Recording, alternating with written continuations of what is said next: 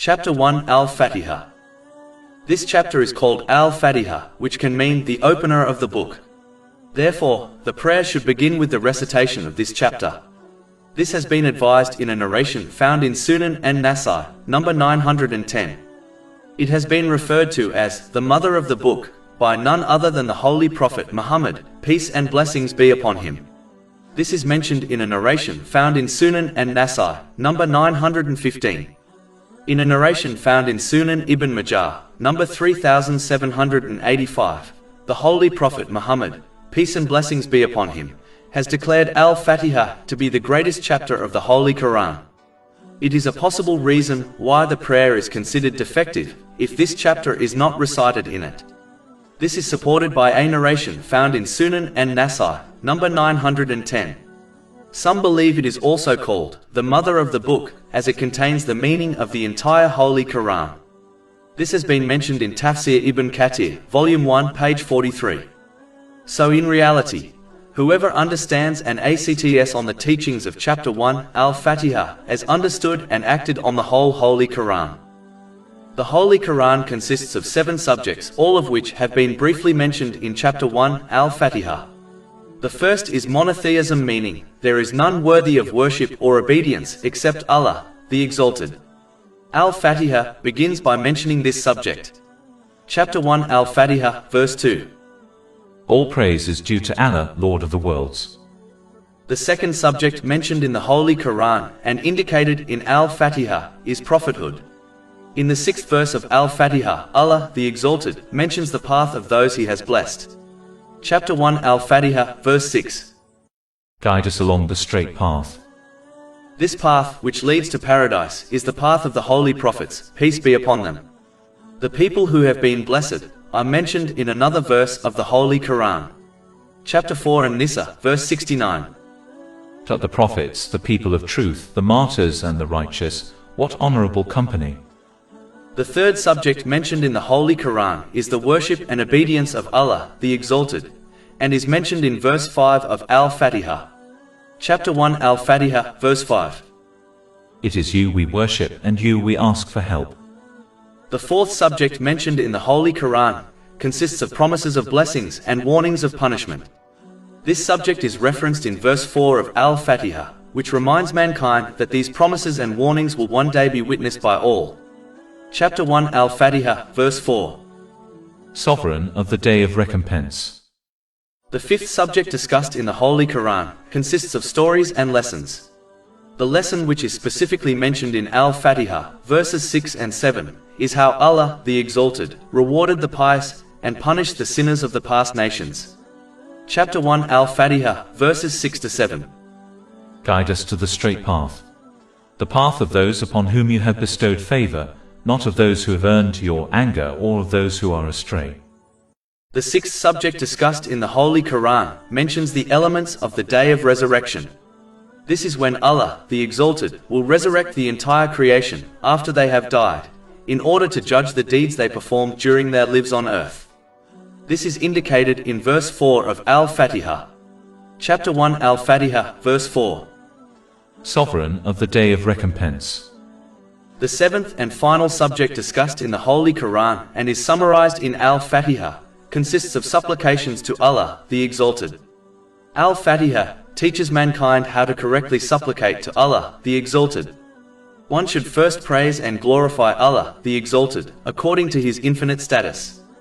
This is best achieved by using the statements mentioned in the Holy Quran or the narration of the Holy Prophet Muhammad, peace and blessings be upon him.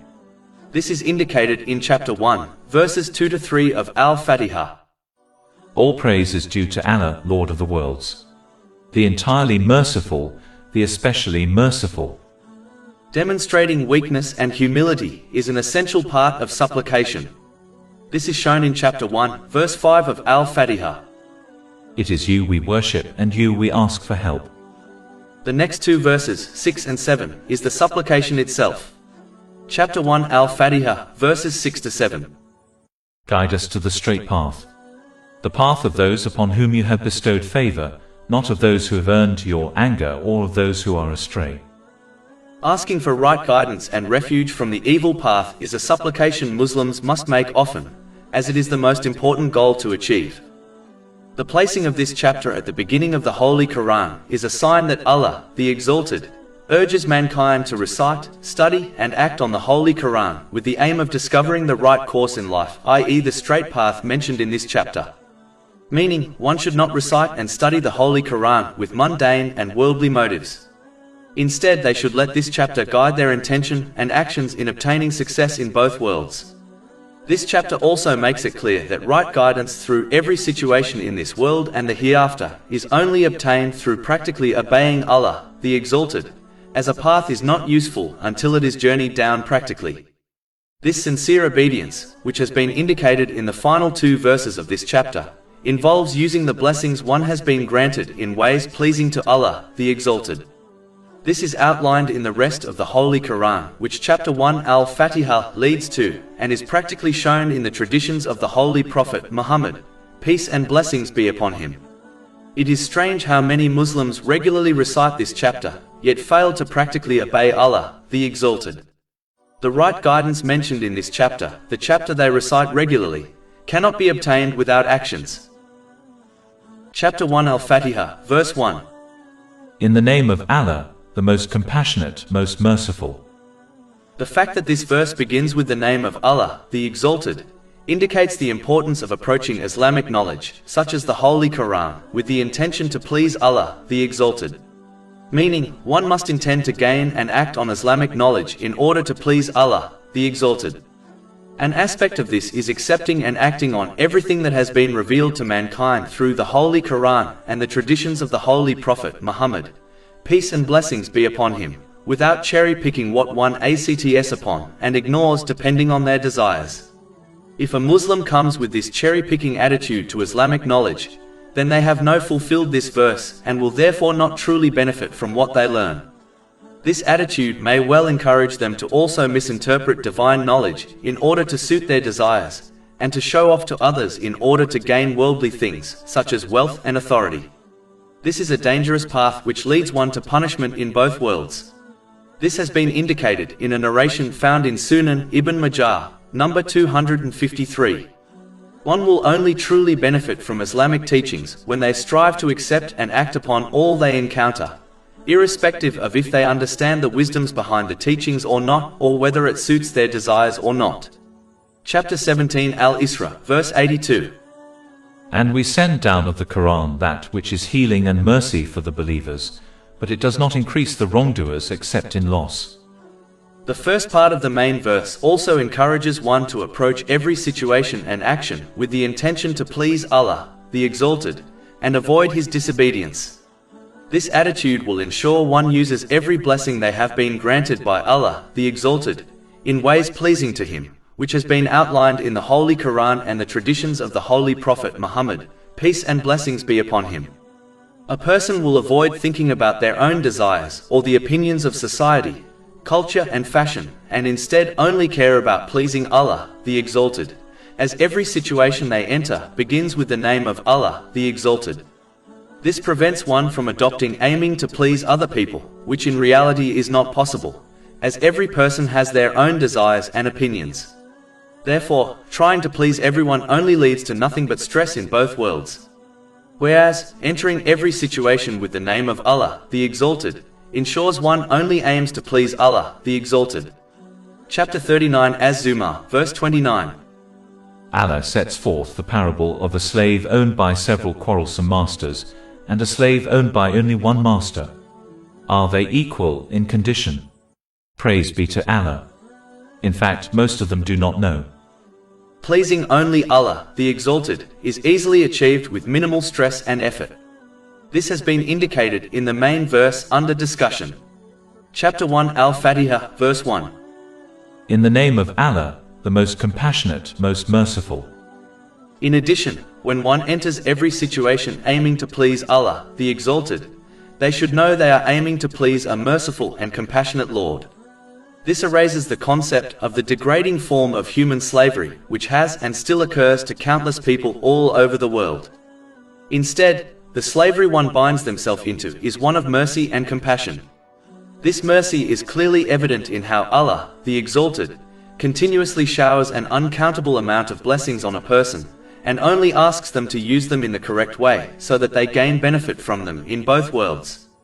Meaning, the commands and prohibitions from Allah, the Most Merciful, benefit none other than the servant. Allah, the Exalted, gains no benefit from the obedience of people.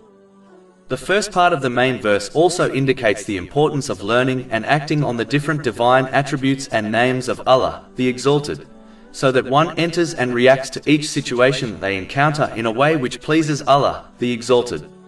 For example, Allah, the Exalted, is the all-forgiving. Therefore, when one enters a situation where a person has wronged them, they should try to forgive that person for the sake of Allah, the Exalted, while adjusting their own behavior so that history does not repeat itself. Allah, the Exalted, is the all-just. Therefore, when one enters a situation where they must make a decision, they must adhere to justice and choose what is good and fair, according to the teachings of Islam. Behaving in this manner will ensure one maintains sincere obedience to Allah, the Exalted, in every situation they enter.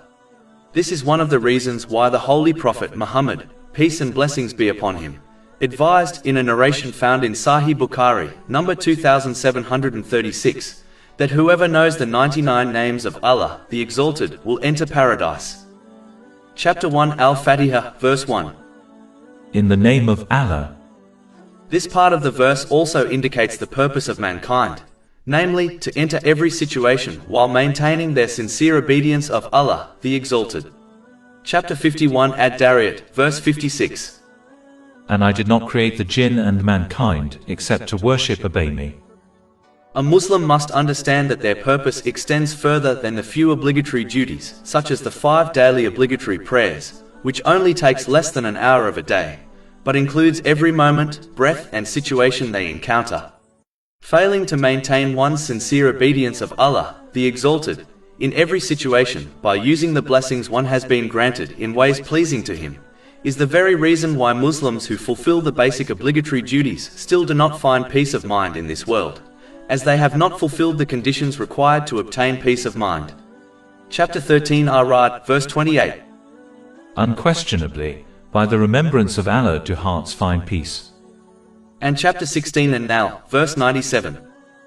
Whoever does righteousness, whether male or female, while he is a believer, we will surely cause him to live a good life, and we will surely give them their reward in the hereafter according to the best of what they used to do. The one who fails to fulfill their purpose of creation, even if they fulfill the basic obligatory duties of Islam, will gain much reward, yet they will live an empty life. They will be like a vase which looks beautiful on the outside, yet is empty and hollow inside. Just like an invention which possesses many positive characteristics is still labeled a failure when it fails to fulfill its primary reason for creation. Similarly, a Muslim who fails to fulfill their purpose in the correct way will lead an empty and meaningless life, even if they possess many worldly things. The first part of the main verse also indicates the importance of always connecting to Allah, the Exalted, through His sincere obedience when encountering every situation, so that they gain the strength and guidance they need to journey through it safely. Chapter 65 At-Talaq, verse 3. And whoever relies upon Allah, then He is sufficient for him. When one forgets or disobeys Allah, the Exalted, when entering situations, they will inevitably rely on worldly things and people who are weak by nature, even if they appear strong. This will only cause confusion and encourage one to make the wrong choices in life. This only leads to stress in both worlds. Chapter 22 Al-Hajj, verse 73. Weak are the pursuer and pursued. Chapter 1 Al-Fatihah, verse 1. In the name of Allah. This part of the verse also indicates the importance of fulfilling the different aspects of the remembrance of Allah, the Exalted. The first aspect is correcting one's intention so that they only speak and act in order to please Allah, the Exalted. This is proven when one does not desire nor demand gratitude from people. The second aspect is speaking in ways pleasing to Allah, the Exalted, or remaining silent. The last and highest aspect is remembering Allah, the Exalted, by using every blessing one has been granted, such as one's time, in ways pleasing to Him. Only when one fulfills these aspects of remembering Allah, the Exalted, will they fulfill the conditions of obtaining peace of mind in both worlds. Chapter 13 Ar-Ra'd, verse 28. Unquestionably, by the remembrance of Allah hearts are assured. Chapter 1 Al-Fatihah, verse 1. In the name of Allah, the most compassionate, most merciful. This verse also eliminates the concept of wishful thinking, whereby a Muslim may avoid sincerely obeying Allah, the Exalted, and still expects to receive His mercy and forgiveness in both worlds. The arrangement of the verse indicates that when one enters every situation with the intention and practical struggle to sincerely obey Allah, the Exalted, then they will receive the blessings of the Most Merciful. One must always remember that if they desire to receive mercy from the Most Merciful, then they must show mercy to others. This has been advised in a narration found in Sahih Bukhari, number 7376. This must be shown through actions by supporting and aiding others in things which are pleasing to Allah, the Exalted, according to their means, such as emotional, physical, and financial support. This is best achieved when one treats others in a way they desire to be treated by people. The main verse also indicates the importance of dealing with matters, which one enters upon with the name of Allah, the Exalted, with mercy and gentleness.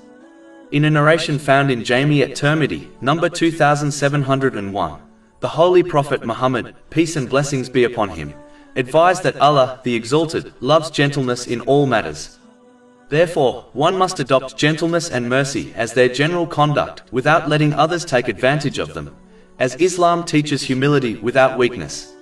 One must treat others with mercy and compassion by overlooking their mistakes and faults with the hope their faults and mistakes are overlooked by Allah, the Exalted, while preventing others from taking advantage of them. The one who adopts gentleness as their way will find that people are always ready to support them in both worldly and religious matters, such as work colleagues, and it will lead to obtaining divine mercy in both worlds. Every situation a person enters without their choice is something decreed by none other than Allah, the Exalted. But as indicated by the main verse, when they enter a situation in the name of Allah, the Exalted, they are reminded that the Most Merciful decreed that situation for them. This aids one in facing difficulties with patience, knowing the Most Merciful would only decree something which was beneficial for a person, even if this is not obvious to them. One must therefore maintain patience from the onset of the difficulty, by avoiding complaining through their speech and actions, and maintain their sincere obedience to Allah, the Exalted. If the situation they enter is good, a person must enter it with the name of Allah, the Exalted, acknowledging that this was something granted to them by the Most Merciful. This acknowledgement involves showing gratitude to Allah, the Exalted, by using the blessings He has granted them in ways pleasing to Him. This leads to an increase of blessings and mercy. Chapter 14 Ibrahim, verse 7.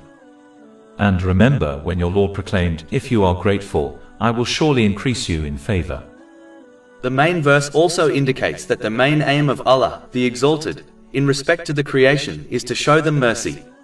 Unlike other religions which depict God as vengeful, Islam describes the relationship between Allah, the Exalted, and the creation as a merciful one. This indicates the soft and easygoing nature of the code of conduct chosen for mankind by Allah, the Exalted, the Most Merciful, namely, Islam. Chapter 2 Al-Baqarah, verse 185.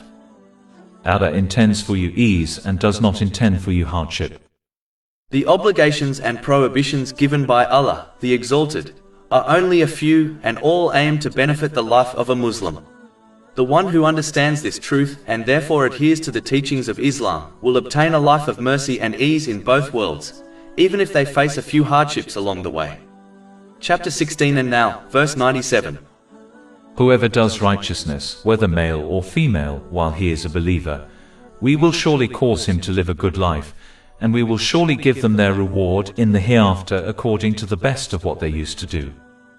In fact, when one strives in this way and enters every situation with the name of Allah, the Exalted, they will find that the Most Merciful makes things easier for them. Chapter 92 Al-Layl, verses 5 to 7. As for he who gives, offers obedience and fears Allah, and believes in the best reward, we will ease him toward ease. Chapter 1 Al-Fatihah, verse 2. All praise is due to Allah, Lord of the worlds. The word praise is in the form of a noun and not a verb. This indicates permanence, which means that all praise is for Allah, the Exalted, for eternity, without beginning or end. In addition, using a noun removes the need for a doer of the action, which a verb needs. This indicates that even if none of the creation praised Allah, the Exalted, all praise would still belong to Him. Meaning, the praise and worship of the creation has no bearing on the infinite and divine status of Allah, the Exalted. This has been indicated in a narration found in Sahih Muslim, number 6572. Chapter 29 Al-Ankabut, verse 6. And whoever strives only strives for the benefit of himself. Indeed, Allah is free from need of the worlds. All of this indicates the importance of avoiding pride when one praises and worships Allah, the Exalted. A Muslim must understand the fact that their praise of Allah, the Exalted, only benefits themselves, and Allah, the Exalted, has no need for it. In addition, the main verse reminds a Muslim that anything praiseworthy found within themselves or within the rest of creation has been granted by none other than Allah, the Exalted. Therefore all praise returns and solely belongs to Him. Recognizing this truth also prevents one from the deadly sin of pride, an atom's worth of which is enough to take one to hell.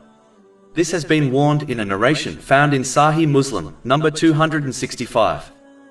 Finally, pride is also avoided when one understands that the inspiration, knowledge, strength and opportunity to praise Allah, the Exalted, comes from Him. All four reasons for praise are found within Allah, the Exalted, innately, and anyone who possesses any of them only does so as Allah, the Exalted, granted it to them. Therefore, He alone is worthy of praise. The four reasons are: the praised one is full of perfection in respect to characteristics and attributes while being free from any shortcomings. The praised one has done a favor to another, and the praise they receive is therefore gratitude. The who one praises hopes for a favor from the one they praise. Finally, the praised one possesses qualities which demand praise, such as might and power. A person does a favor to others as they are always seeking some sort of return from them or from another, whether this return is divine reward, praise from people, repaying a favor, or protecting themselves from being labeled a miser. The one who seeks a return for the things they do is therefore not a benefactor, and therefore does not really deserve praise, as their intention is not free of desiring a return for the favors they do.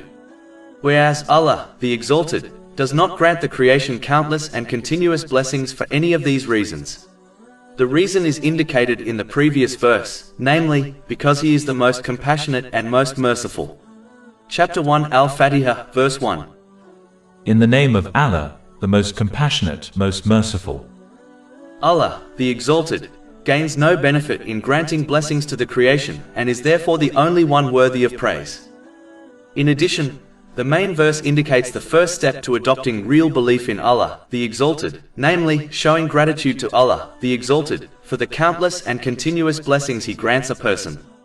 Chapter 14 Ibrahim, verse 34. And if you should count the favor, i.e., blessings of Allah, you could not enumerate them. Indeed, mankind is generally most unjust and ungrateful. The Holy Quran often uses belief in Allah, the Exalted, and showing gratitude to Him synonymously. Meaning, one cannot obtain true belief in Allah, the Exalted, until they practically show gratitude to Him. Chapter 2 Al-Baqarah, verse 152. So remember me, I will remember you. And be grateful to me, and do not deny me. True gratitude is when one always adopts a good intention to please Allah, the Exalted, in all their speech and actions. They do not desire nor demand gratitude from people. Gratitude involves speaking what is good or remaining silent. Finally, it involves using every blessing one has been granted in ways pleasing to Allah, the Exalted, according to the teachings of the Holy Quran and the traditions of the Holy Prophet Muhammad, peace and blessings be upon him.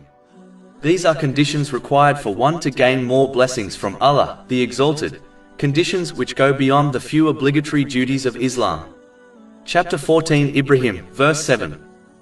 And remember when your Lord proclaimed, if you are grateful, I will surely increase you in favor. Chapter 1 Al-Fatihah, verse 2. All praise is due to Allah, Lord of the worlds.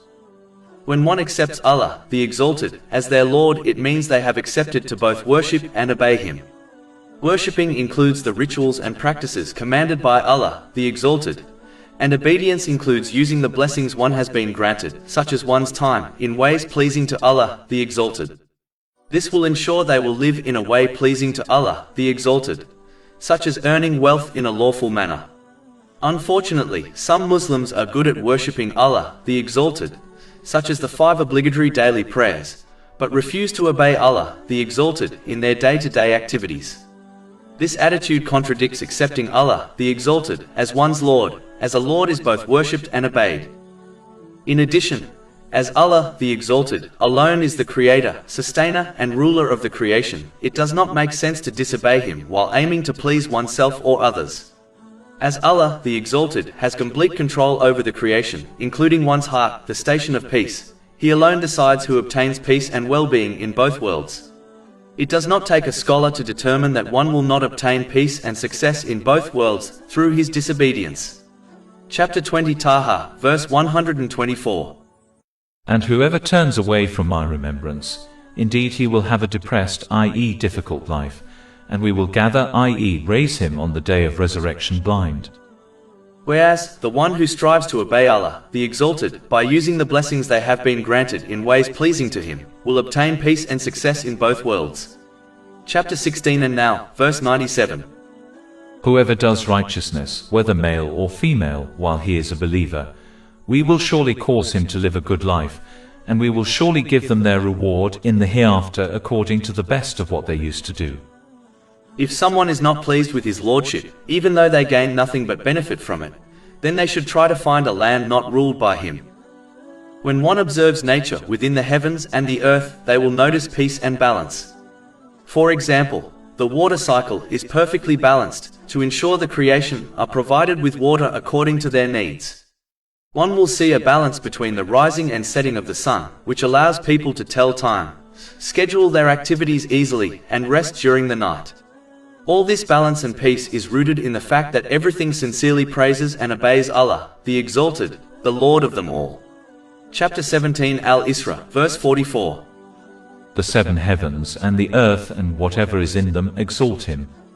And there is not a thing except that it exalts Allah by His praise, but you do not understand their way of exalting. This indicates that when a person joins in with the rest of creation in praising Allah, the Exalted, then they too will obtain a balanced state of mind and body. This balance leads to peace of mind and body for an individual, and general peace and well-being for the whole society. Praising Allah, the Exalted, involves obeying Him through one's intention, speech and actions, by using the blessings they have been granted in ways pleasing to Him. Chapter 1 Al-Fatihah, verse 2. All praise is due to Allah, Lord of the worlds. This verse removes the validity of worshipping the creation. This is because someone only worships something from the creation, because of the beauty and quality found within it. But this beauty or quality is not innately found within the created entity. It has instead been granted it by none other than Allah, the Exalted. Therefore, the created object which possesses praiseworthy qualities is not worthy of worship. Only the one who created the entity and granted these qualities to it, namely, Allah, the Exalted, is. Even though all praise and gratitude belongs solely to Allah, the Exalted, it does not mean one should not show gratitude to someone else. In fact, the Holy Prophet Muhammad, peace and blessings be upon him, has advised in a narration found in Jami at Tirmidhi, number 1954, that the one who does not show gratitude to people cannot be grateful to Allah, the Exalted. This is because Allah, the Exalted, uses the creation as a means to deliver blessings to people, such as one's parents. Therefore, showing gratitude to these means is showing gratitude to the source of the goodness, namely, Allah, the Exalted. One must therefore show gratitude to people according to their means, for any help or aid they offer them, even if it is only a supplication on their behalf. This has been advised in a narration found in Imam Bukhari's Adab al-Mufrad, number 216. So showing gratitude to the creation is an aspect of showing gratitude to Allah, the Exalted, which in turn leads to an increase in blessings. Chapter 14 Ibrahim, verse 7. And remember when your Lord proclaimed, "If you are grateful, I will surely increase you in favor." As Allah, the Exalted, is the Lord of the worlds, He must always be obeyed and never disobeyed.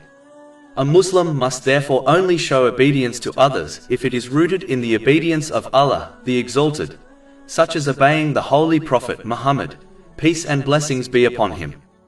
Chapter 4 An-Nisa, verse 80. He who obeys the messenger has obeyed Allah.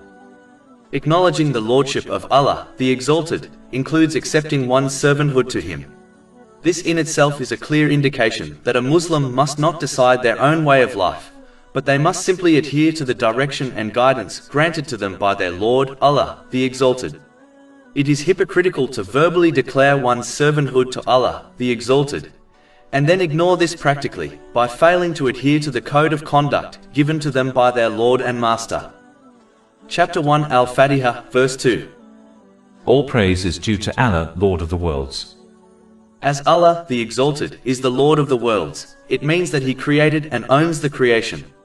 When a Muslim understands that they and every blessing they have been granted is the property of Allah, the Exalted, it becomes easier to use the blessings they have been granted in ways pleasing to their Lord and Owner. People often misuse the blessings they have been granted, as they falsely believe these blessings were earned by them and therefore belong to them. But the main verse corrects this false belief, so that one understands that they must use the blessings they have been granted in ways pleasing to their true owner. This is similar to how a person only uses the item they borrow from someone else in ways pleasing to the owner. When one behaves in this manner, they will enjoy the worldly blessings they have been granted, and find peace of mind and body through them in both worlds, as they have truly remembered the owner of all blessings, Allah, the Exalted. Chapter 13 Ar-Ra'd, verse 28. Unquestionably, by the remembrance of Allah do hearts find peace. In addition, when one reflects over the heavens and the earth, they will clearly observe the oneness and lordship of Allah, the Exalted. For example, if one reflects over the day and night and how perfectly in sync they are, they will understand that this is not a random event, meaning there is a force which ensures this perfect synchronization. The earth is at a perfect distance from the sun. If the earth was further or closer to the sun, it would not be inhabitable. Similarly, the water cycle, which involves the condensation of evaporated water from the sea and oceans in order to produce acid rain, which in turn is neutralized by the mountains and rocks, is a perfectly balanced cycle. Meaning, it cannot happen by chance. The earth was created in such a balanced way so that a weak seed can grow and penetrate through it in order to provide plants, crops and vegetation, yet the same earth is strong enough to support the construction of heavy buildings. The ocean has the perfect density to allow ships to sail on top of them, while allowing sea life to exist within them. All these and many other phenomena within the heavens and the earth cannot be random. In addition, if one reflects over the perfect timing and synchronization of the day and night, they will clearly understand that it indicates that there is only one God, namely Allah, the Exalted. If there were more than one God, each God would command the night and day to occur according to their own will. This would lead to utter destruction, as one God may will the sun to rise, whereas another God may will the night to continue. The uninterrupted and perfect system found within the heavens and the earth proves there is only one God, namely Allah, the Exalted. Chapter 21 Al-Anbiya, verse 22. Had there been within them, i.e. the heavens and earth gods besides Allah, they both would have been ruined. Just like a land cannot have two kings, as they would undoubtedly fight for ultimate control and power, neither can more than one God exist. Besides, the very definition of a God is that they are the supreme, ultimate and unrivaled deity. If there was more than one, neither of them would be a God, as the true definition of God can only apply to one. Chapter 17 Al-Isra, verse 42. Say, if there had been with him other gods as they say, then they each would have sought to the owner of the throne away. And chapter 23 Al-Mu'minun, verse 91. Allah has not taken any son, nor has there ever been with him any deity. If there had been, then each deity would have taken what it created, and some of them would have sought to overcome others. Exalted is Allah above what they describe concerning him. Chapter 1 Al-Fatihah, verse 2. All praise is due to Allah, Lord of the worlds.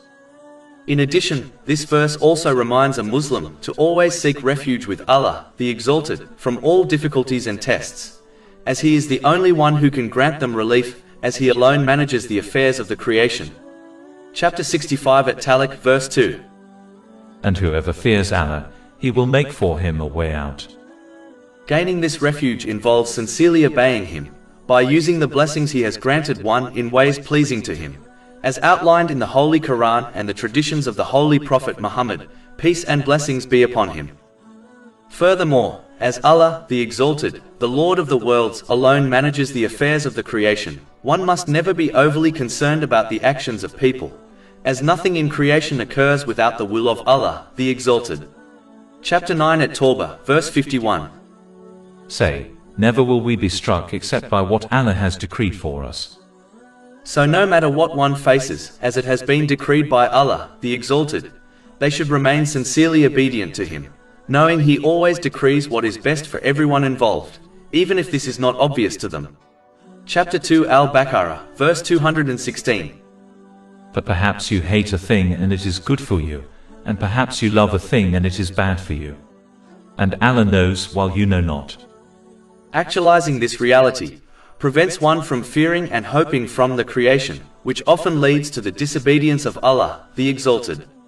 One will instead maintain their sincere obedience to Allah, the Exalted, by using the blessings they have been granted in ways pleasing to Him, even if the creation turns against them, as they know nothing occurs to them or others without the will of Allah, the Exalted. Chapter 35 Fatihah, verse 2. Whatever Allah grants to people of mercy, none can withhold it, and whatever He withholds, none can release it thereafter. But it is important to note, one must place hope in Allah, the Exalted, and avoid wishful thinking. Wishful thinking is when one persists on the disobedience of Allah, the Exalted, and then expects His help and mercy. As wishful thinking is always tied to the disobedience of Allah, the Exalted, it has no value in Islam. Whereas, hope in Allah, the Exalted, is always tied to His sincere obedience. Meaning, the one who strives to learn and act on the Holy Quran and the traditions of the Holy Prophet Muhammad, peace and blessings be upon him, which leads to using the blessings one has been granted in ways pleasing to Allah, the Exalted, and repents from the sins they happen to commit, is the one who fulfills the conditions of hoping for the mercy and aid of Allah, the Exalted. The difference between these two attitudes have been discussed in a narration found in Jami at Tirmidhi, number 2459. Chapter 1 Al-Fatihah, verse 2. All praise is due to Allah, Lord of the worlds. As the term Lord involves sustaining and maintaining, one must understand that Allah, the Exalted, has not created the world and then abandoned it. Just like a wise and just king would not allow his subjects to disobey him and break his laws without holding them accountable, neither will Allah, the Exalted, the Lord of the worlds. Just because one does not see the immediate consequences of disobeying Allah, the Exalted, it does not mean there are no consequences. In most cases, the consequences do occur during one's lifetime, but because of ignorance or the fact that they are often subtle, one does not realize and recognize them. Whereas, the consequences of one's actions will be made clear on the Day of Judgment. Therefore, one should take the respite Allah, the Exalted, grants people, in order to sincerely repent from their wrongdoing before they are punished in this world and in the next. Chapter 16 and now, verse 61. And if Allah were to impose blame on the people for their wrongdoing, He would not have left upon it, i.e. the earth, any creature, but He defers them for a specified term. And when their term has come, they will not remain behind an hour, nor will they precede it.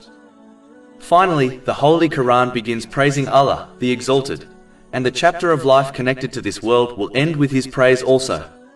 Chapter 10 Yunus, verse 10. And the last of their call will be, Praise to Allah, Lord of the worlds. As the beginning and end is connected to praising Allah, the Exalted, it indicates everything in between should also be connected to His praise and thanks. Meaning, the purpose of life in this world is to praise Allah, the Exalted. This is achieved when one uses the blessings they have been granted in ways pleasing to Him, as outlined in the Holy Quran and the traditions of the Holy Prophet Muhammad, peace and blessings be upon him. This will ensure one fulfills the rights of Allah, the Exalted, and people correctly. This will lead to a praiseworthy and blessed life in both worlds. Chapter 16 and now, verse 97. Whoever does righteousness, whether male or female, while he is a believer, we will surely cause him to live a good life, and we will surely give them their reward in the hereafter according to the best of what they used to do. Whereas, the one who fails to fulfill this purpose is similar to the employee who gets fired after they fail to fulfill their duties at work. The one who gets fired from their work only loses their job, but the one who gets dismissed by Allah, the Exalted, will lose peace of mind and success in both worlds, irrespective of how much worldly blessings they manage to accumulate and enjoy, as their worldly success will become a source of their stress and anxiety in both worlds. Chapter 9 at Tawbah, verse 82. So let them laugh a little, and then weep much as recompense for what they used to earn. And chapter 20 Taha, verses 124 to 126. And whoever turns away from my remembrance, indeed he will have a depressed, i.e. difficult life, and we will gather, i.e. raise him on the day of resurrection blind. He will say, My Lord, why have you raised me blind while I was once seeing? Allah will say, Thus did our signs come to you, and you forgot, i.e. disregarded them, and thus will you this day be forgotten. Chapter 1 Al-Fatihah, verse 3. The most compassionate, most merciful. This verse balances out the fear generated from the fact that Allah, the Exalted, is the Lord of the worlds, which has been mentioned in the previous verse. Chapter 1 Al-Fatihah, verse 2. All praise is due to Allah, Lord of the worlds. A Muslim must strike a balance between fear of Allah, the Exalted, as it prevents his disobedience, and hope in Allah, the Exalted, which encourages one to obey Him, which involves using the blessings one has been granted in ways pleasing to Him. As striking a perfect balance is difficult, one should often lean towards the fear of Allah, the Exalted, during times of ease, so that one is prevented from misusing the blessings they have been granted. But in times of difficulty, and especially at the time of one's death, one should lean towards hope in Allah, the Exalted, as this has been commanded by the Holy Prophet Muhammad, peace and blessings be upon him, in a narration found in Sahih Muslim, number 2877. During times of difficulty, and especially at the time of one's death, a person is less likely to commit sins, therefore having hope in Allah, the Exalted, is preferred. The one who maintains this balanced approach will find that Allah, the Exalted, responds positively to their hopes and fears. This has been advised in a narration found in Sahih Bukhari, number 7405. In addition, one must always remember that if they desire to receive mercy from the Most Merciful, then they must show mercy to others. This has been advised in a narration found in Sahih Bukhari, number 7376. This must be shown through actions by supporting and aiding others in things which are pleasing to Allah, the Exalted, according to their means, such as emotional, physical, and financial support. This is best achieved when one treats others in a way they desire to be treated by people. The main verse, which is followed by the previous verse which mentions the lordship of Allah, the Exalted, also indicates that the main aim of Allah, the Exalted, in respect to the creation, is to show them mercy. Unlike other religions which depict God as vengeful, Islam describes the relationship between Allah, the Exalted, and the creation as a merciful one. This indicates the soft and easygoing nature of the code of conduct chosen for mankind by Allah, the Exalted, the Most Merciful, namely, Islam. Chapter 2 Al-Baqarah, verse 185. Allah intends for you ease and does not intend for you hardship. The obligations and prohibitions given by Allah, the Exalted, are only a few, and all aim to benefit the life of a Muslim. The one who understands this truth and therefore adheres to the teachings of Islam will obtain a life of mercy and ease in both worlds, even if they face a few hardships along the way. Chapter 16 and now, verse 97. Whoever does righteousness, whether male or female, while he is a believer, we will surely cause him to live a good life, and we will surely give them their reward in the hereafter according to the best of what they used to do. As the relationship between Allah, the Exalted, and the creation is one of mercy, one should not be fooled into believing otherwise, when they recite and study the verses of the Holy Quran which vividly depict hell. These verses are only a warning given by the one who cares about the safety of his creation, just like the warnings given by a person to another of an imminent and severe danger. The warnings may emotionally harm a person, but they will still thank the warner, as their warnings protected them from great harm. Allah, the Exalted, could have remained silent on the topic of hell or mentioned it briefly, but as He wants people to save themselves from the horrors of hell, He has repeatedly warned them of its severity. One should not be fooled into believing that if Allah, the Exalted, was so merciful, He would not have created hell. This is a foolish attitude, as the creation have been created for a specific purpose, a purpose which cannot be fulfilled without the presence of punishment. In addition, if Allah, the Exalted, treated the evildoer like the doer of good, then this would contradict His justice. Chapter 45 Al-Jatiyah, verse 21. Or do those who commit evils think we will make them like those who have believed and done righteous deeds, make them equal in their life and their death? Evil is that which they judge. Chapter 1 Al-Fatihah, verse 3. The most compassionate, most merciful. As the last verse indicates that none other than the Lord of the worlds, Allah, the Exalted, decides the code of conduct the creation must adhere to, the main verse therefore indicates that this code of conduct is based on mercy and ease. Meaning, every aspect of this code of conduct suits the nature of humans and always benefits them, even if this is not obvious to them. Chapter 2 Al-Baqarah, verse 185. Allah intends for you ease and does not intend for you hardship. And chapter 2 Al-Baqarah, verse 216.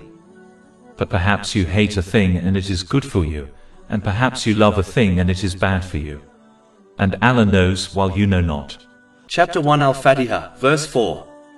Sovereign of the Day of Recompense. Allah, the Exalted, is the sovereign of all things and days, yet the Day of Judgment has specifically been mentioned, as none of the creation will deny His sovereignty on that day, even if there are many who deny it in this world. The one who accepts His sovereignty today, by using the blessings He has granted them in ways pleasing to Him, as outlined in the Holy Quran and the traditions of the Holy Prophet Muhammad, peace and blessings be upon him, will be granted peace and satisfaction by the Sovereign on the Day of Judgment. Whereas, the one who denies it and instead tries to give sovereignty to themselves or others by misusing the blessings they have been granted, will be overpowered in this world and crushed on the Day of Judgment by Allah, the Exalted, the Sovereign of all things. Chapter 20 Taha, verses 124 to 126. And whoever turns away from my remembrance, indeed he will have a depressed, i.e. difficult life, and we will gather, i.e. raise him on the day of resurrection blind. He will say, My Lord, why have you raised me blind while I was once seeing? Allah will say, Thus did our signs come to you, and you forgot, i.e. disregarded them, and thus will you this day be forgotten. As Allah, the Exalted, is the only judge who will hold the creation accountable for their actions, it indicates that there is no possible way of escaping it. As Allah, the Exalted, is Almighty, there is no way of any mistakes occurring whereby one's sins or righteous deeds are not taken into account. As Allah, the Exalted, is the All-Knowing, there is no way of bribing one's way out of trouble. As Allah, the Exalted, is All-Just. Therefore, as all ways out of one's accountability are sealed, one should practically prepare for it. This involves using the blessings one has been granted in ways pleasing to Allah, the Exalted, as outlined in the Holy Quran and the traditions of the Holy Prophet Muhammad, peace and blessings be upon him. The main verse also indicates that any social influence and authority one has been granted by the Sovereign must use it in ways pleasing to Him, otherwise they will be held accountable by Allah, the Exalted, on the day when they lose all their social influence and authority. Just like an ambassador of a king who misused the authority they were granted by the king will be punished by him when they return to him. Similarly, the one who misuses the authority and social influence they have been given will face the consequences of their actions sooner or later. As Allah, the Exalted, has given every person some type of authority, such as authority over their own body and other worldly blessings, no one is free from this accountability.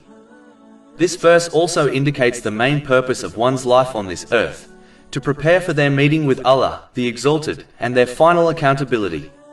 One must therefore prioritize preparing for this inevitable meeting over all other things, especially the things which may not occur, such as one's retirement.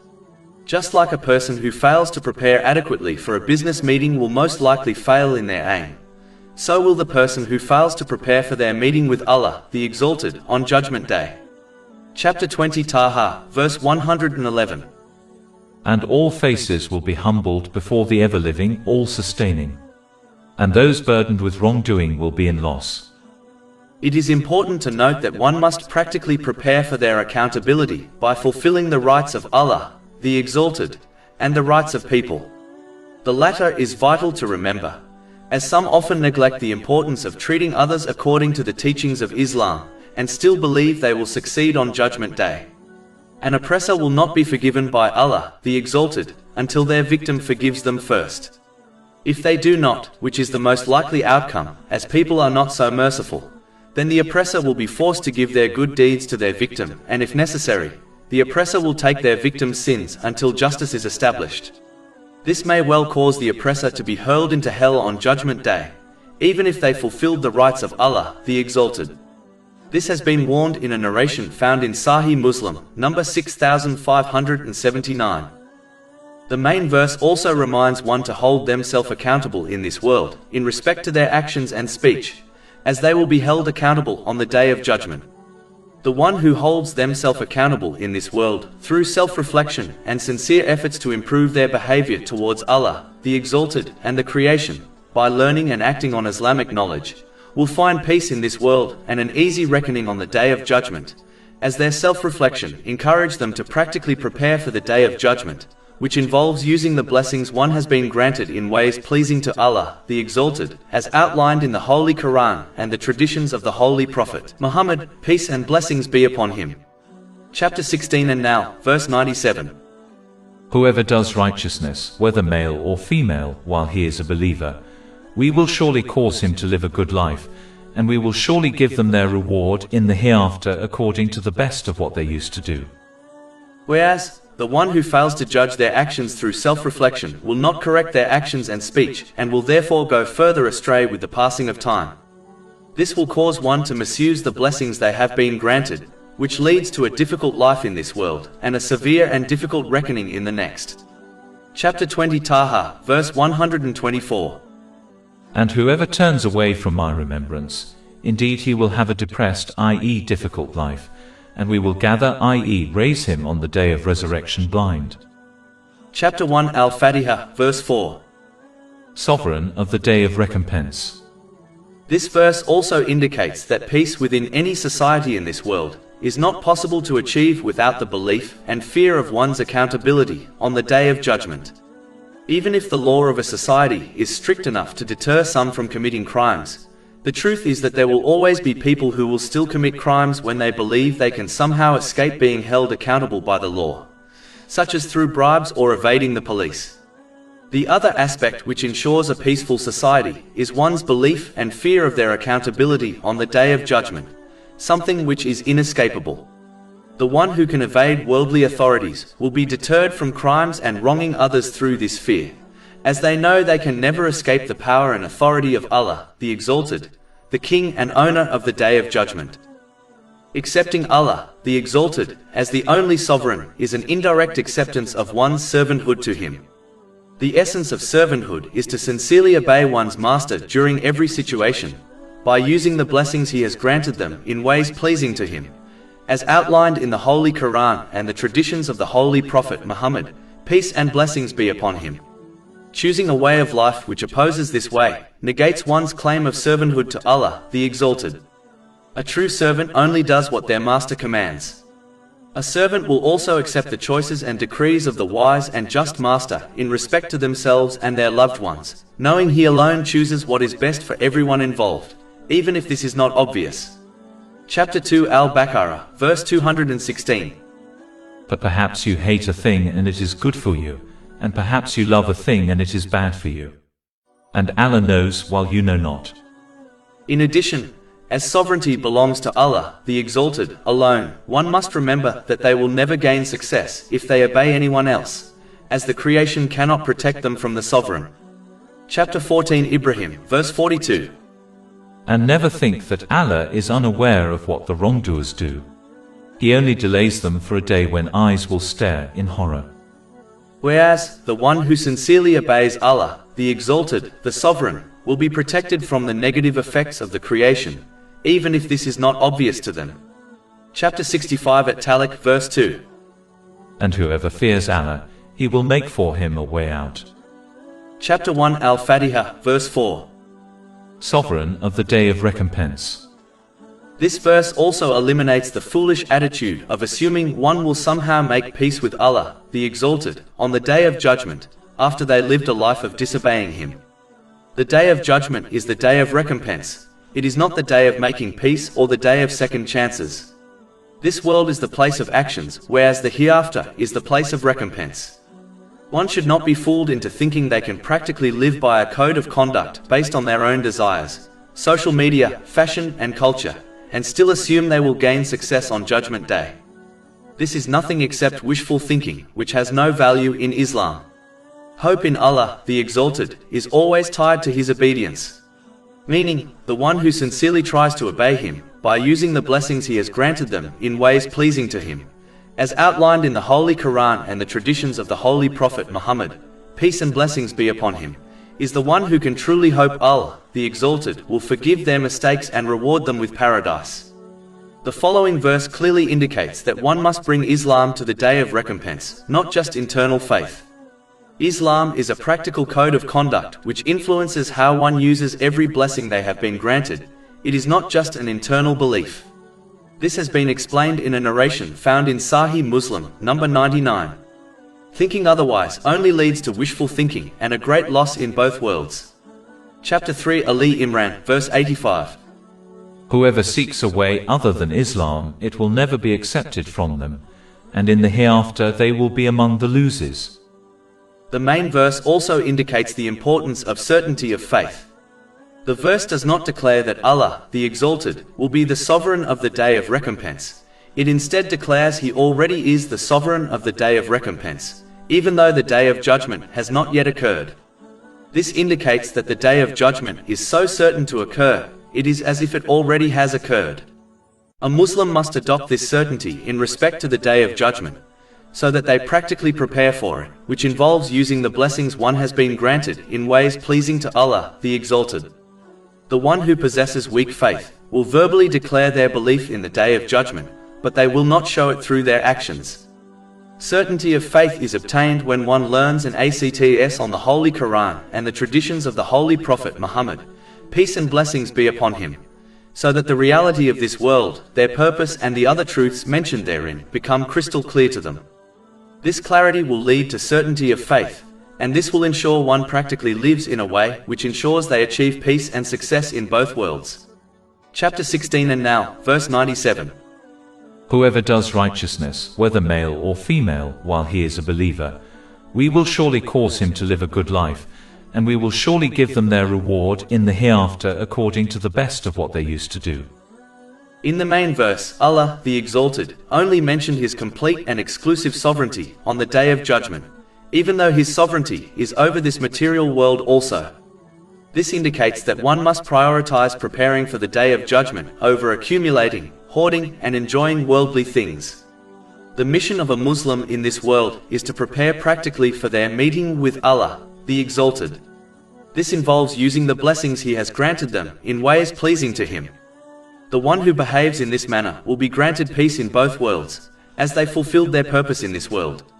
But the one who fails to fulfill this purpose will adopt a pointless and meaningless life devoid of any real peace of mind or body, even if they have moments of fun and entertainment, as their worldly things will become a source of stress and anxiety for them. Chapter 9 at Tawbah, verse 82. So let them laugh a little, and then weep much as recompense for what they used to earn. Chapter 1 Al-Fatihah, verse 4. Sovereign of the day of recompense. This verse also prevents one from adopting the foolish belief that as they have not recognized the consequences of their actions in this world, it means they will not face them at all. Everyone will face the consequences of their actions in both worlds. In this world, the consequences are often subtle, and therefore the heedless fail to connect the difficulties they face, such as anxiety, stress, and depression, to their disobedient actions. Whereas, on the Day of Judgment, the consequences of one's actions will be made crystal clear. Therefore, one must treat everything which occurs in their life as a message from Allah, the Exalted, and as a consequence of their actions, and if necessary, they should repent and amend their behavior. One must make use of these second chances before they reach the Day of Judgment, where the Sovereign will not give them any more second chances, and they will face the full consequences of their actions. The main verse also indicates that as the day of recompense is certain to occur, one should practically prepare for it by adopting a simple lifestyle. This involves striving in this world according to one's means and responsibilities, and avoiding wasteful, extravagant and vain things as much as possible. One must bear in mind that the longer their accountability, the more stress and difficulty they will face, even if they are not sent to hell. This has been indicated in a narration found in Sahih Bukhari, number 103. The Holy Prophet Muhammad, peace and blessings be upon him, warned that whoever has their deeds scrutinized by Allah, the Exalted, on Judgment Day will be punished. Leading a simple life prevents one from unnecessary preoccupations, thereby obtaining peace of mind and body, and an easy reckoning on the Day of Judgment. This is why the Holy Prophet Muhammad, peace and blessings be upon him, has advised in a narration found in Sunan Ibn Majah, number 4118, that simplicity is a part of faith. 5 divine attributes are mentioned in the opening verses of this chapter. Chapter 1 Al-Fatihah, verses 2-4. Allah, Lord of the worlds, the most compassionate, most merciful, sovereign of the day of recompense. Allah, the Exalted, is Lord of the worlds because He created, sustains and nourishes the entire creation. He is compassionate and merciful as He makes things easy for the creation, forgives them their mistakes, accepts their sincere repentance and guides them to what is best for them in both worlds. He is the sovereign of the day of recompense, as He will judge the actions of mankind in a just, fair and merciful manner. When one understands these 5 divine attributes, it becomes clear that none has the right to be worshipped and obeyed except Allah, the Exalted.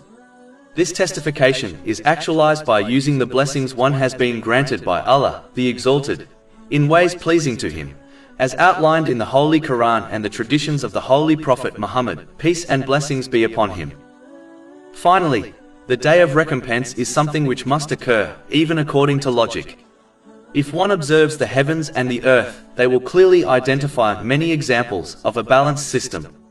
For example, the sun is at a balanced and perfect distance from the earth.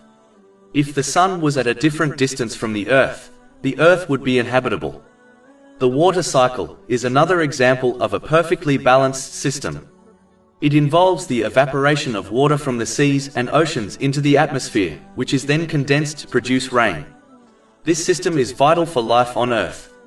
The Earth itself was created in a perfectly balanced way. On one hand, it allows the weak seed to grow and penetrate its surface in order to provide provision for the creation. On the other hand, the Earth is so dense that tall buildings can be constructed on it, which is vital for progression. If one observes the ocean, they will clearly identify a perfectly balanced system. The balanced density of the water allows for huge ships to sail on its surface, which is needed for trading and traveling, while allowing sea life to thrive within it. But there is one major unbalanced thing in this world: the actions of people. A person often observes how oppressors escape punishment in this world. On the other hand, there are countless people who face persecution and other difficulties with patience, yet do not receive the full reward they deserve. Many Muslims who sincerely obey Allah, the Exalted, by using the blessings they have been granted in ways pleasing to Him, as outlined in the Holy Quran and the traditions of the Holy Prophet Muhammad, peace and blessings be upon him, often face trials and tests in this world, and only receive a small share of their reward, whereas those who openly disobey Allah, the Exalted, enjoy the luxuries of this world, and in some cases face less difficulties.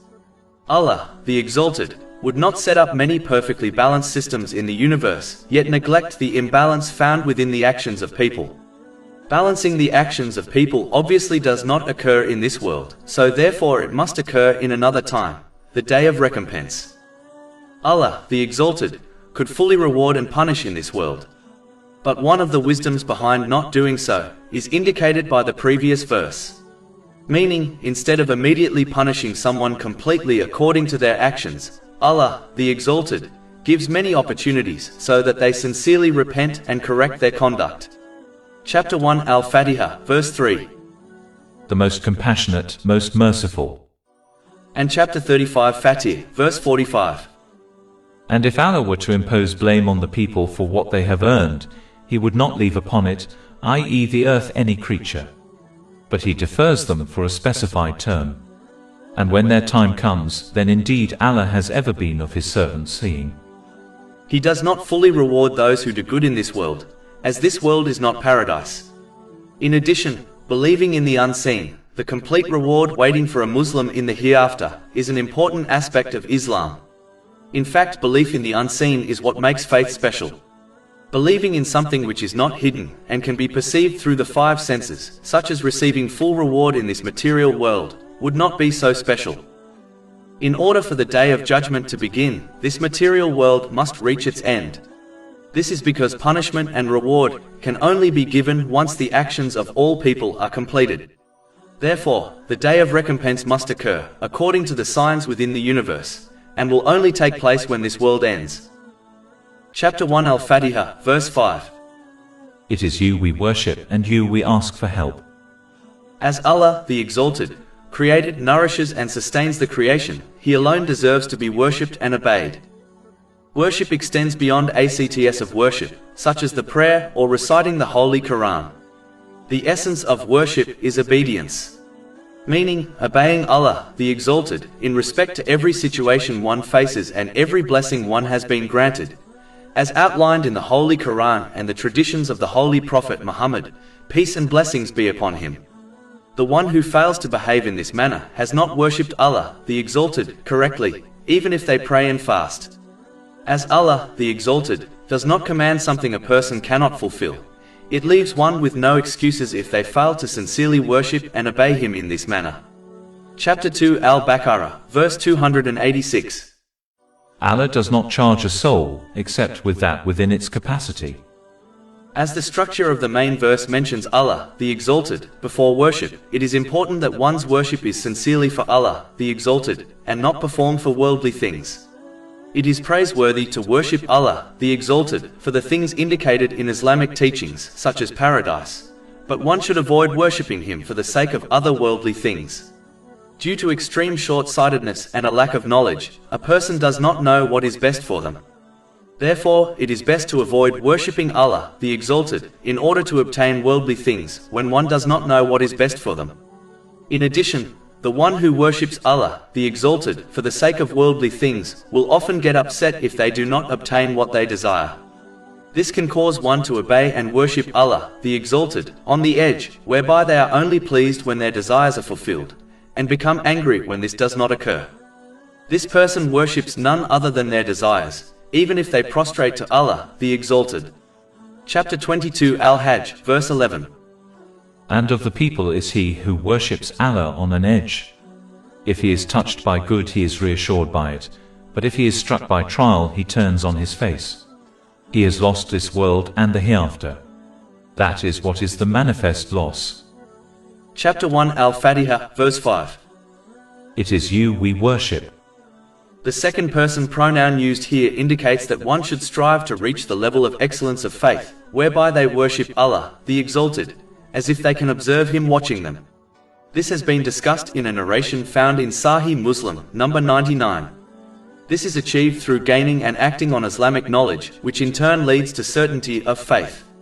When one reaches this level, they will rarely commit sins and they will strive in using all the blessings they have been granted in ways pleasing to Allah, the Exalted, as they are constantly aware of the divine vision of Allah, the Exalted.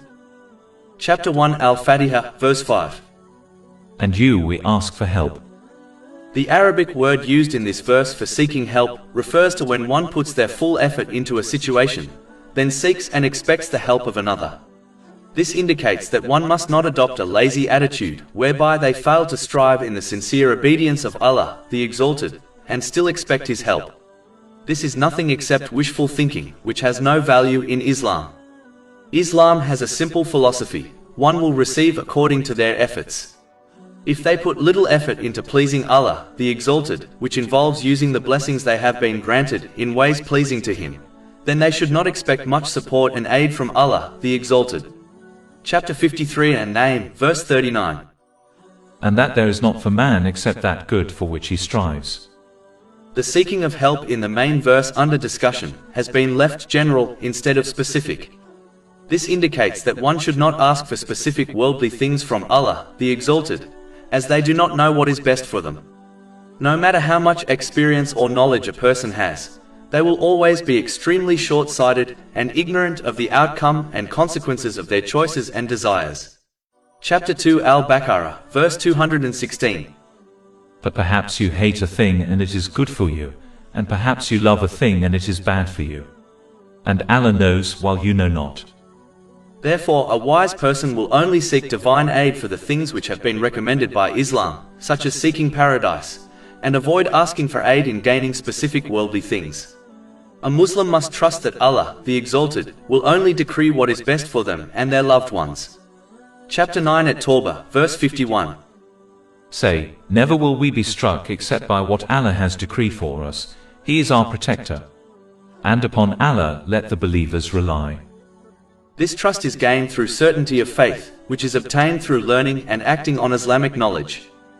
Chapter 1 Al-Fatihah, verse 5. And you we ask for help. This also encourages one to use the means they have been provided by Allah, the Exalted, according to Islamic teachings, and then rely on the aid of Allah, the Exalted, in all their affairs. One should avoid relying on people as much as possible, as people often let each other down. When one over-relies on others, such as their relatives, they will eventually be let down by them, as no person is perfect. This can lead to bitterness and fractured relationships between people, and it can encourage one to avoid fulfilling the rights of others. The one who practically strives in the obedience of Allah, the Exalted, by using the blessings He has granted them in ways pleasing to Him, and then relies on His aid, will be rightly guided through all situations, even if this is not obvious to them. Chapter 65 at Talaq, verse 3.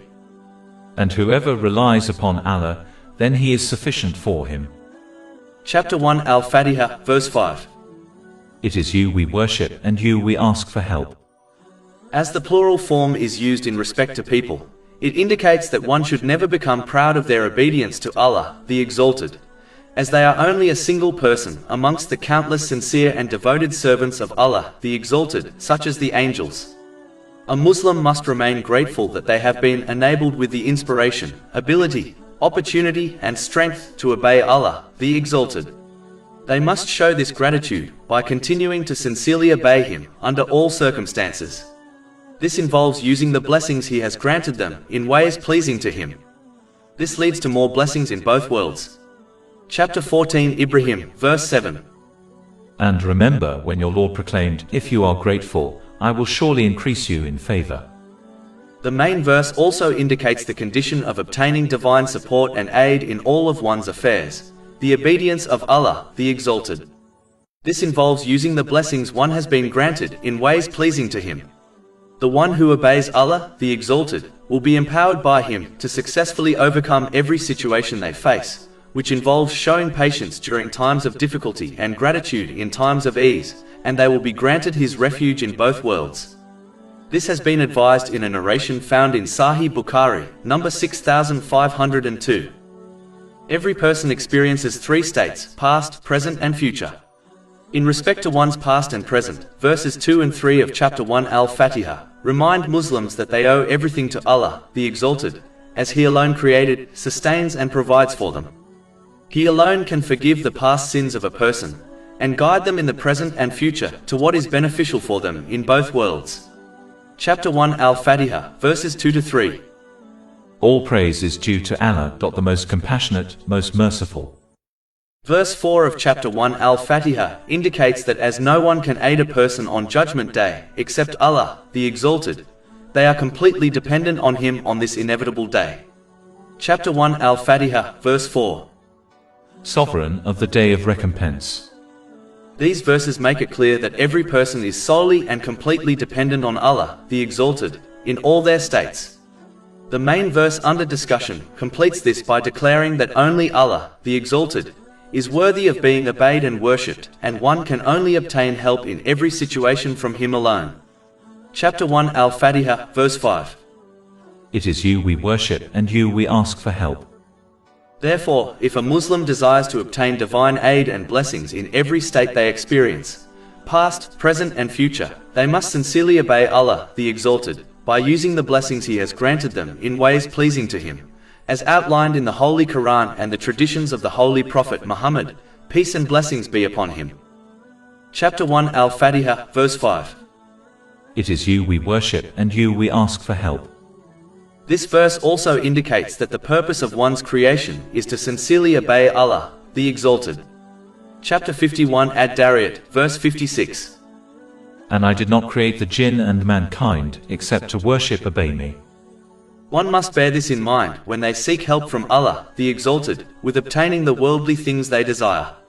Meaning, one striving in this world to obtain worldly things, such as one's provision, should be done with the goal of sincerely obeying Allah, the Exalted, as this is their purpose. This is achieved when one sincerely fulfills the commands of Allah, the Exalted, refrains from his prohibitions, and faces destiny with patience according to the traditions of the Holy Prophet Muhammad, peace and blessings be upon him. Chapter 1 Al-Fatihah, verse 5. It is you we worship, and you we ask for help.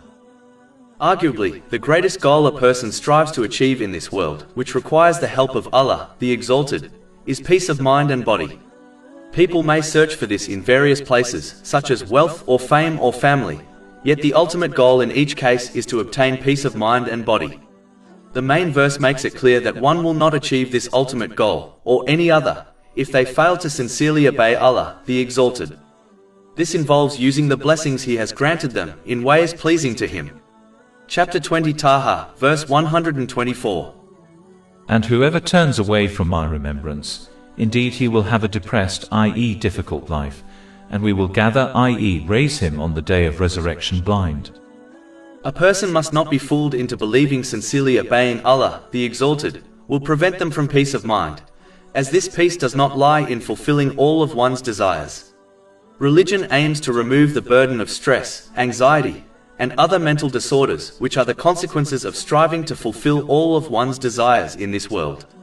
Religion aims to put one on a healthy code of conduct, just like a doctor puts their patient on a healthy diet plan. It does not take a genius to figure out that if this patient ignores their doctor's advice and instead indulges in all their desires, they will end up with poor mental and physical health, such as diabetes, high blood pressure, heart failure, depression, etc. Whereas, the one who follows their doctor's plan, even if it prevents them from fulfilling all their desires, will obtain a healthy mind and body.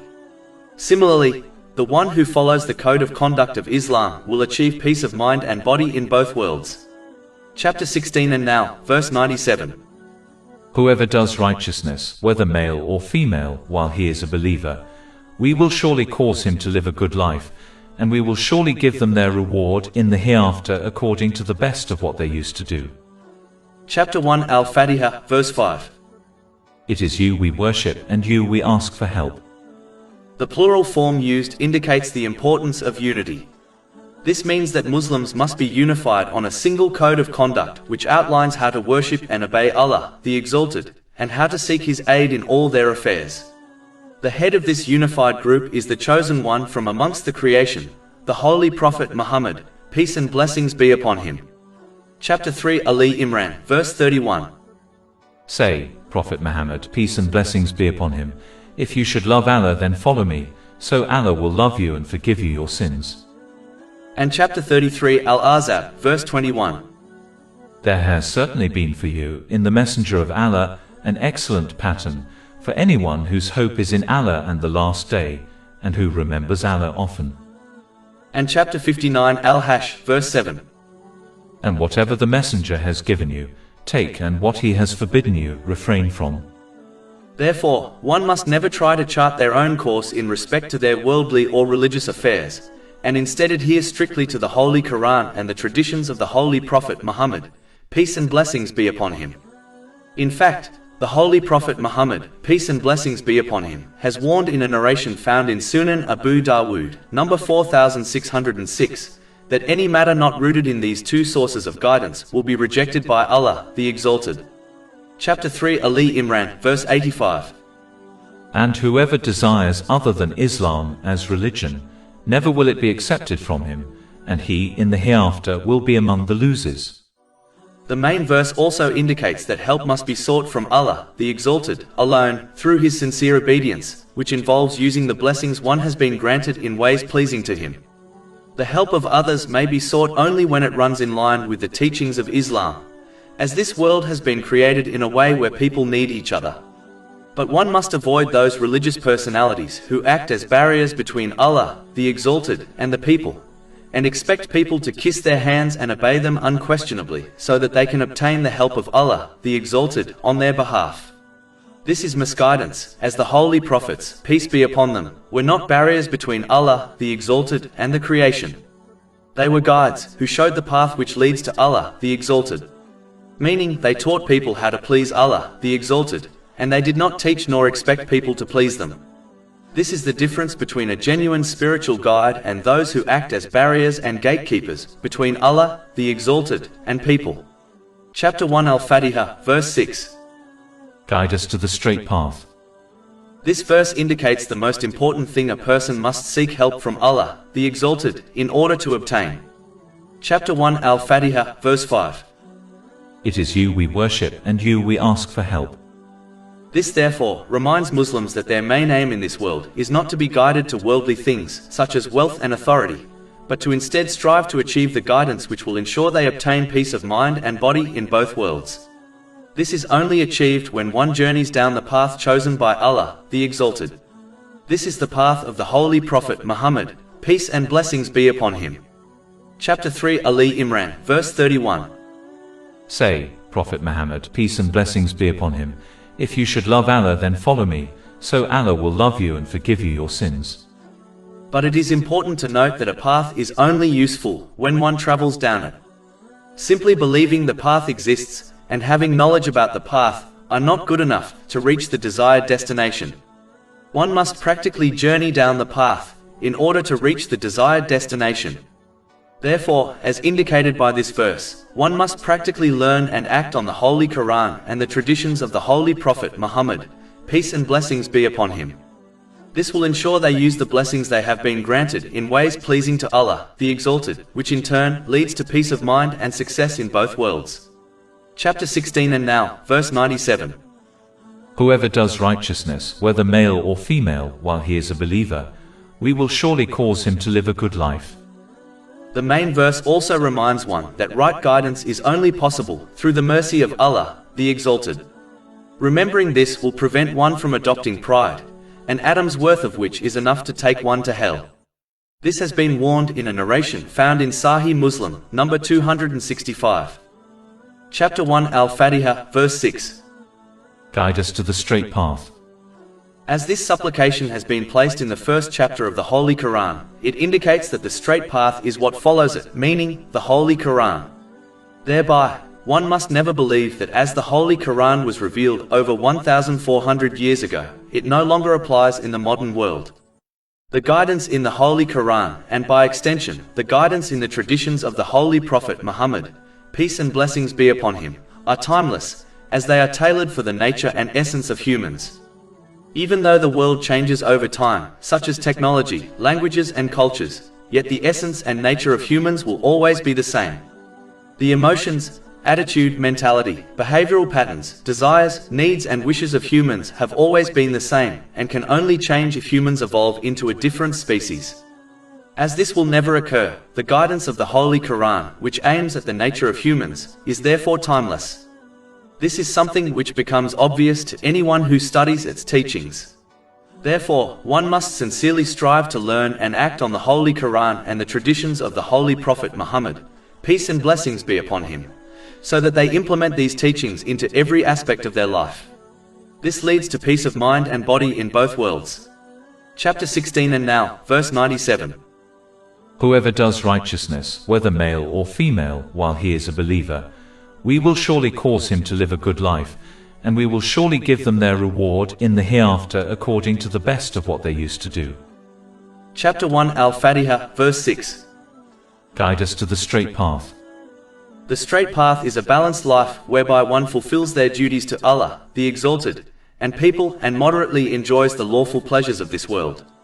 But as obtaining a perfectly balanced life is difficult, one should always lean towards using the blessings they have been granted in ways pleasing to Allah, the Exalted, over enjoying the lawful pleasures of this world. This will ensure one remains within the safe zone, even if they occasionally trip up and commit sins.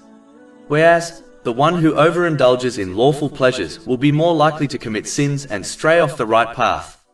Chapter 87 Al-Ala, verses 16 to 17. But you prefer the worldly life, while the hereafter is better and more enduring. Chapter 1 Al-Fatihah, verse 6. Guide us to the straight path. On the day of judgment, people will be commanded to cross the bridge which will be erected over hell. Those who successfully cross it will reach paradise, and those who do not will fall into hell. The Bridge of Judgment Day has been discussed in many narrations, such as the one found in Sahih Bukhari, number 6573.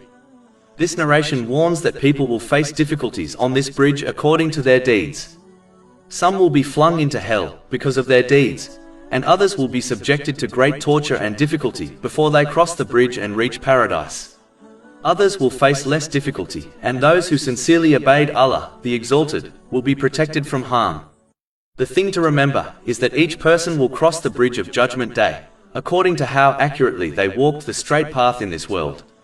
The one who walks the straight path in this world, by using the blessings they have been granted in ways pleasing to Allah, the Exalted, as outlined in the Holy Quran and the traditions of the Holy Prophet Muhammad, peace and blessings be upon him, will find protection from all harm when they inevitably cross the Bridge of Judgment Day. Chapter 16 and now, verse 97. Whoever does righteousness, whether male or female, while he is a believer, we will surely cause him to live a good life, and we will surely give them their reward in the hereafter according to the best of what they used to do. But those who stray from the straight path in this world, by misusing the blessings they have been granted, will face difficulties when they inevitably cross the Bridge of Judgment Day. Chapter 20 Taha, verses 124 to 126. And whoever turns away from my remembrance, indeed he will have a depressed, i.e. difficult life, and we will gather, i.e. raise him on the day of resurrection blind. He will say, My Lord, why have you raised me blind while I was once seeing? Allah will say, Thus did our signs come to you, and you forgot, i.e. disregarded them, and thus will you this day be forgotten. Even if a Muslim fulfills all their duties towards Allah, the Exalted, and the creation, they still persistently supplicate for right guidance through the main verse under discussion. This indicates the importance of progressively strengthening one's faith. This will ensure one maintains their sincere obedience of Allah, the Exalted, which involves using the blessings He has granted them in ways pleasing to Him, as outlined in the Holy Quran and the traditions of the Holy Prophet Muhammad, peace and blessings be upon him. Strengthening one's faith involves learning and acting on the Holy Quran and the traditions of the Holy Prophet Muhammad, peace and blessings be upon him. Chapter 1 Al-Fatihah, verse 6. Guide us to the straight path. As this supplication is in the plural form, it indicates that one should not only be concerned about their own right guidance, but also help others to reach the straight path, such as their dependents. A parent must lead by example, so that they correctly guide their children on the straight path. One should gently command good and forbid evil, according to the teachings of Islam, in order to aid others to reach and remain firmly on the straight path. The plural form also indicates the importance of companionship, as one's companions have a direct impact on the path they take in this world. This has been indicated in a narration found in Sunan Abu Dawood, number 4833. One will inevitably adopt the apparent and subtle, positive or negative characteristics of their companions, which will directly influence the path they take in life. Therefore, one must ensure they adopt the correct company, so that they are encouraged to strive for the straight path, the root of which is the sincere obedience of Allah, the Exalted. Chapter 25 Al-Furqan, verses 27 to 28. And the day the wrongdoer will bite on his hands in regret, he will say, Oh, I wish I had taken with the messenger away. Oh, woe to me! I wish I had not taken that one as a friend. Chapter 1 Al-Fatihah, verse 6. Guide us to the straight path. Allah, the Exalted, has already given every person the ability to recognize and follow right guidance. Chapter 20 Taha, verse 50. He said, Our Lord is He who gave each thing its form and then guided it.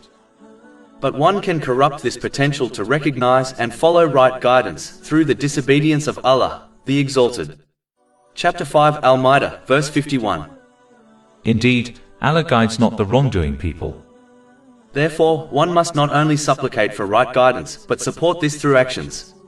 One must sincerely strive to gain and act on Islamic knowledge so that they avoid the disobedience of Allah, the Exalted, a branch of which is wronging people. If one fails to practically support their supplication, then their words will have no real weight or meaning. Chapter 35 Fatihah, verse 10. To him ascends good speech and righteous work raises it. But they who plot evil deeds will have a severe punishment, and the plotting of those it will perish. The Holy Prophet Muhammad, peace and blessings be upon him, has strongly emphasized the recitation of chapter 1 al-Fatihah in every cycle of the prayer. This has been confirmed in a narration found in Sunan and Nasai, number 910.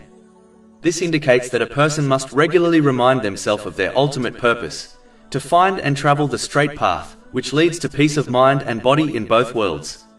This regular reminder is vital, as people often become heedless and preoccupied with worldly things. This is one of the reasons why the 5 daily obligatory prayers are spread over the day. Therefore, one must constantly verbally and practically remind themselves and others of their ultimate purpose by taking some time out of their busy day to learn and act on Islamic knowledge so that they fulfill their purpose.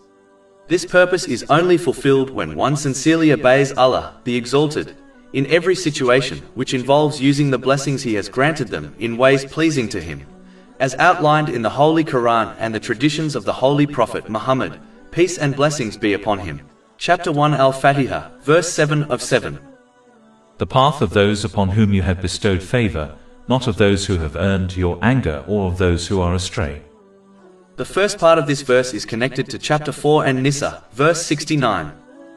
And whoever obeys Allah and the Messenger, those will be with the ones upon whom Allah has bestowed favor of the prophets, the steadfast affirmers of truth, the martyrs and the righteous. This makes it clear that one will only obtain right guidance when they sincerely obey Allah, the Exalted, and His Holy Prophet Muhammad, peace and blessings be upon him. This involves using the blessings one has been granted in ways pleasing to Allah, the Exalted, as outlined in the Holy Quran and the traditions of the Holy Prophet Muhammad, peace and blessings be upon him. In addition, in order to recognize the right and straight path taken by the Holy Prophets, peace be upon them, one must study their lives and act on their teachings. This is why the Holy Prophets, peace be upon them, are extensively discussed in the Holy Quran and the traditions of the Holy Prophet Muhammad, peace and blessings be upon him. It is important to note, one must not study their lives for the sake of entertainment, such as learning fascinating and miraculous stories about them. One must learn about their lives in order to seek guidance from them, so that they can journey down the same straight path they journeyed down. Chapter 6 Al-An'am, verses 89 to 90. Those are the ones to whom we gave the scripture and authority and prophethood. Those are the ones whom Allah has guided, so from their guidance take an example. Chapter 1 Al-Fatihah, verse 7.